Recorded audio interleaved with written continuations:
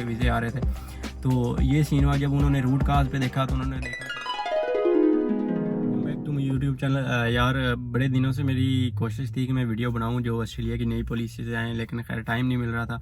तो अभी आज टाइम मिला है तो मैंने कहा थोड़ा इसको डिटेल में बता देते हैं। बेसिकली हुआ ये एक, बहुत सारे दोस्त पूछ रहे हैं कि यार ये जो नई पॉलिसीज़ आई हैं उसका 476 पे, स्पेशली मैं 476 की बात करूँगा क्योंकि मैं 476 का अप्लीकेंट हूँ। तो 476 पे क्या इफ़ेक्ट हुआ है, बाकी नॉर्मल स्टूडेंट्स पे क्या इफ़ेक्ट होगा, और इन फ्यूचर 476 का क्या फ्यूचर आप नज़र देख आ रहे हैं। ठीक है, ऑन शोर और ऑफ शोर के क्या क्वेश्चन हैं कि लेट्स सपोज जो बंदा 476 अप्लाई करके बैठा है उसका क्या बनेगा, अगर अप्लाई नहीं किया तो करना चाहिए नहीं करना चाहिए, क्या सीन होगा इन फ्यूचर 476 को लेके। तो मैं इसमें ना थोड़ी डिटेल में बात करूँगा। तो सबसे पहले तो मैं आपको कुछ चीज़ें क्लियर करूँ कि ऑस्ट्रेलिया मतलब इतना वैशी क्यों हो गया। जिस तरह वो एक मीम है ना, उसको कहता है कि मैं वैशी हो जाऊँगा, तो ऑस्ट्रेलिया वाले वैशी क्यों हो गए। वैसे इन सेंस के अगर लेट्स सपोज 1 लाख रुपए है वो हमने 5 बंदों को देना है तो 20-20 हज़ार देंगे। अगर वही 1 लाख हमने 10 बंदों को देना है तो 10-10 हज़ार देंगे। तो सीन ये हुआ कि जितनी जॉब्स थी उससे ज़्यादा बंदे आ गए, या जितना ऑस्ट्रेलिया में लेट्स सपोज पैसा कमाने की एक कैपेसिटी थी ज़्यादा बंदे आएंगे। तो ऑब्वियसली जब ज़्यादा बंदे आएंगे तो थोड़े पैसे कमाएंगे ना।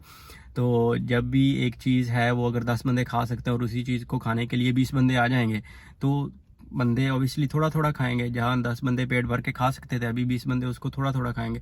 तो हुआ ये कि ऑस्ट्रेलियंस को खुद जॉब्स नहीं मिल रही, ओजी पीपल को। ठीक है, इन महंगाई हो गई है 35 ईयर्स के बाद, 35 साल के बाद ऑस्ट्रेलिया में पहली दफ़ा इतना इन्फ्लेशन रेट हाई हुआ है। ठीक है, अभी थोड़े दिनों के बाद थे जब मैं 4 महीने पहले आया था तो $2-2.5 की रोटी थी, अभी वो $4 की, $4.5 की मिल रही है। ठीक है, पैकेट जो होता है। तो इस तरह का सीन है। बाकी रेंट के बड़े इश्यूज़ हैं क्योंकि घर महंगे होंगे, बंदे ज़्यादा हैं तो घर थोड़े हैं। घर इस स्पीड से नहीं बना रहे थे जिस स्पीड से वो इमिग्रेशन कर रहे थे, मतलब 1.5 साल में उन्होंने कोई 8-9 लाख बंदा बुला लिया है, लेकिन इतनी स्पीड से घर तो नहीं बन रहे थे। तो ऑब्वियसली जब ज़्यादा बंदे होंगे और घर थोड़े होंगे तो घरों के किराए बढ़ जाएंगे। तो मेडिकल को लेके बहुत सारे इश्यूज़ थे, उनके हेल्थ केयर का सेक्टर टोटली मतलब अभी डिफ़ॉल्ट होने के चक्करों में कि बंदे ही नहीं है। ठीक है, तो ये चीज़ उन्होंने कहा कि जब रूट काज उन्होंने देखी तो वो ये था कि हमने जो इमिग्रेशन दी है बेसिकली अन्य वाले लोगों को वीज़े दे दिए। 476 एक हफ्ते में 20-20 बंदों एक दिन में 20-20 बंदों के वीज़े आ रहे थे। तो ये सीन हुआ जब उन्होंने रूट काज पे देखा तो उन्होंने देखा कि हमारा जो इमिग्रेशन सिस्टम है ना उसमें थोड़ा सा फ्लॉज हैं, लूप होल्स हैं। तो उन्होंने वो लूप होल्स क्लियर करने की कोशिश की। खैर उन्हें पहले भी पता था, उन्हें पता था कि हमने कब क्या करना है, जिस तरह यूके करता है। सीन ये है कि जब आप बहुत ज़्यादा बंदों को बुला लेते हैं तो ओबियसली अपॉर्चुनिटीज़ कम हो जाती हैं।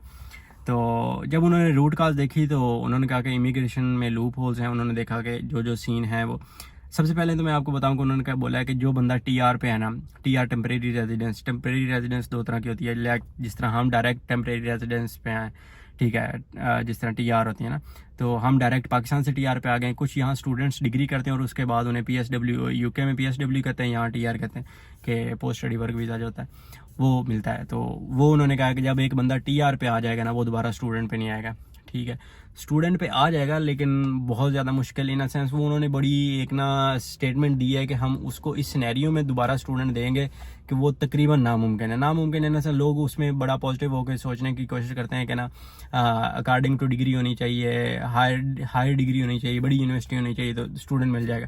लेट्स सपोज ये था कि पहले इंजीनियरिंग के स्टूडेंट आते थे, वो यहाँ इंजीनियरिंग में दाखिला लिया, उसके बाद वो ट्रेड कोर्स में चले गए जहाँ $14,000 फीस थी, वहाँ वो 800 पर महीने का दे रहे थे। तो इससे ऑस्ट्रेलियन गवर्नमेंट को नुकसान हो रहा था।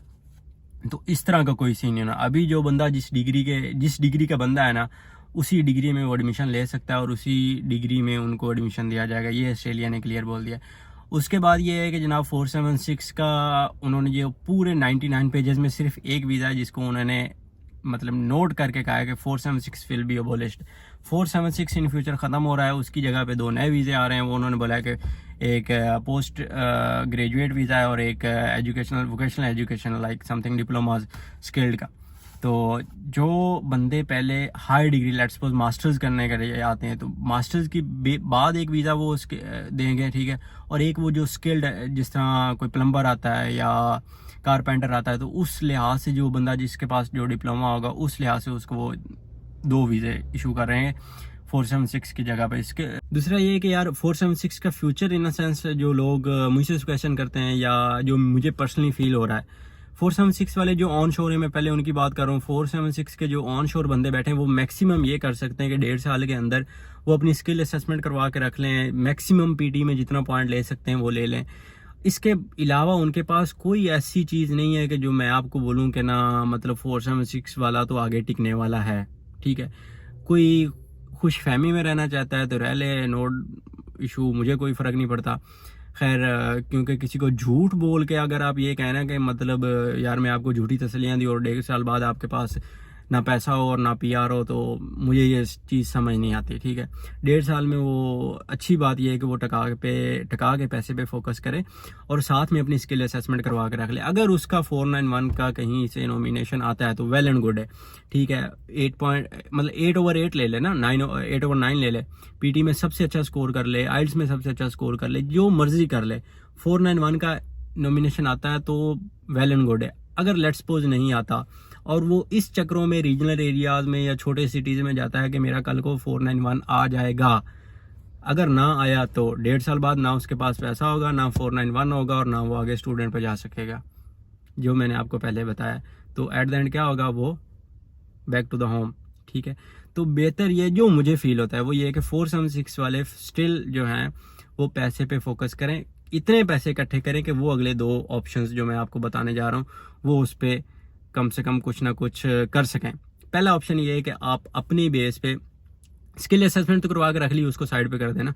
दूसरा ये है कि आप अपना कनाडा का या अमेरिका का विजिट वीज़ा, मल्टीपल एंट्रीज का जो 5 साल का वीज़ा है वो लगवा के रखें, किसी कंसल्टेंट से रब्ता कर लें या जो भी उसके बारे में इंफॉर्मेशन है वो आप कलेक्ट करें। एक सिक्योर सेकंड ऑप्शन आपके पास होना चाहिए, क्योंकि जो बंदा ऑस्ट्रेलिया में पैसे कमाने की आदत में पड़ गया है वो बहुत मुश्किल होगा कि वो पाकिस्तान में जाके सर्वाइव करे या दुबई वगैरह में 2-2.5-3 लाख पे बैठे, वो कभी नहीं बैठेगा। जो बंदा यहाँ 15 लाख महीने का कमा रहा है वो उसकी मतलब वो तबीयत ही नहीं फ्रेश होगी कि जब वो 7-8-9 लाख रुपए नहीं बचाएगा। तो मैं यही कह रहा हूँ कि आप कनाडा का या यूएस का वीज़ा लगवा के विजिट वीज़ा रखें। इसकी सबसे बड़ी एग्जांपल मैं देता हूँ कि बाजवा कंसल्टेंट है यहाँ, उसने कभी किसी वीडियो में ये नहीं कहा कि यार ऑस्ट्रेलिया के अलावा दुनिया का कोई मुल्क अच्छा है, और वो अभी इस कंडीशन में ये कह रहा है कि आपको एक सेकंड ऑप्शन रखना चाहिए।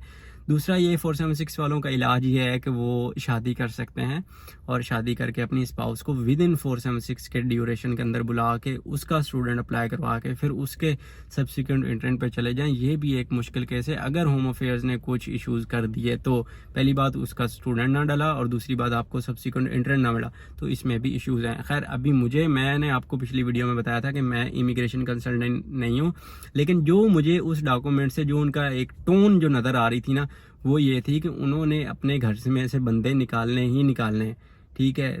जिस तरह यूके हर साल मतलब 2-3-4 साल के बाद जिस तरह वो जब उनका पेट भर जाता है पाउंड्स से तो वो बंदों को निकालते हैं, तो ऑस्ट्रेलिया ने जब ठान लिया कि हमने निकालने तो वो भाई उन्होंने निकालने ही निकालने।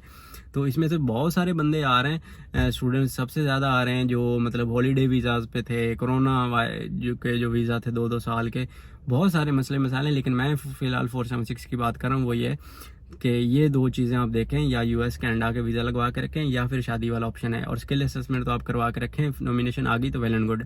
अब आते हैं जो ऑफ शोर बंदे बैठे हैं 476 का वीज़ा फाइल करके, उनका क्या होगा भाई। उन्होंने जो स्टेटमेंट दिया कि 476 विल बी अबॉलिश्ड, ये अबॉलिश्ड कब तक होगा मुझे कोई पता नहीं है। जून 2024 से ये काम मतलब इम्प्लीमेंट होना है, उससे पहले जब तक अगर वेबसाइट पे वीज़ा फाइल हो रहा है तो इसका मतलब है उसका कुछ ना कुछ हो जाएगा।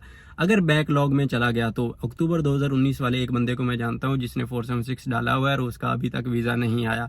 और स्टिल आप ये मुझसे बार बार क्वेश्चन कर रहे हैं कि हमारा वीज़ा आएगा नहीं आएगा, क्या बनेगा क्या नहीं आएगा।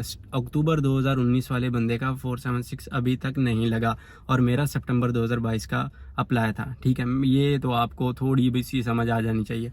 दूसरा ये कि अगर वो इस वीज़े को ख़त्म करते हैं तो हो सकता है वो आपकी फ़ीस वापस कर दें, रिफ़ंड कर दें, या जो भी वो आई डोंट नो, ठीक है, बहुत है। तो ये सीन है। और दूसरा ये कि एक जो लास्ट क्वेश्चन है वो ये है कि 476 अप्लाई करना चाहिए कि नहीं करना चाहिए। तो भाई 476 अप्लाई करने में 1.5 से 2 लाख खर्चा आता है। अगर ये ऑप्शन है कि लेट्स सपोज वो बैकलॉग में आपको लेके जाते हैं, जो जितने भी एप्लीकेंट्स हैं जून 2024 से पहले तो मैक्सिमम ये होगा कि आपका वीज़ा लेट हो जाएगा। अगर वो थोड़े थोड़े करके भी वीज़ा देते हैं तो 3 साल 4 साल 2 साल में 2.5 साल में आ जाएगा। लेकिन अगर आप ऑस्ट्रेलिया 7 8 10 लाख में आते हैं तो ये कोई घाटे का सौदा नहीं है। आप अप्लाई कर दें, अगर लग गया तो लग गया, अदरवाइज नहीं लगा तो पहले भी आप पाकिस्तान में बैठे हैं ना, तो पहले कौन सा आप ऑस्ट्रेलिया में बैठे हैं। अगर लग गया तो वेल एंड गुड है, अगर नहीं लगा तो फिर तो आप जहाँ पहले बैठे थे वहीं पे बैठे रहेंगे। तो मुझे इसके अलावा कोई परफेक्ट जवाब नहीं नज़र आ रहा कि जो मैं आपको बताऊं कि 476 करना चाहिए नहीं करना चाहिए। मैं पीटी की तैयारी कर रहा हूँ, ऊपर से ये आ गया वो आ गया फलां आ गया ढिमका आ गया, तो थोड़ी सी कॉमन सेंस की बातें हैं। मतलब इसमें मैं कोई आपको एक्स्ट्रा ऑर्डिनरी जवाब नहीं दे सकता, सॉरी फॉर दैट। तो काइंडली ये चीज़ें थी, मैंने सोचा आपसे थोड़ा शेयर कर लूँ। तो इंशाल्लाह मिलते हैं नेक्स्ट वीडियो में।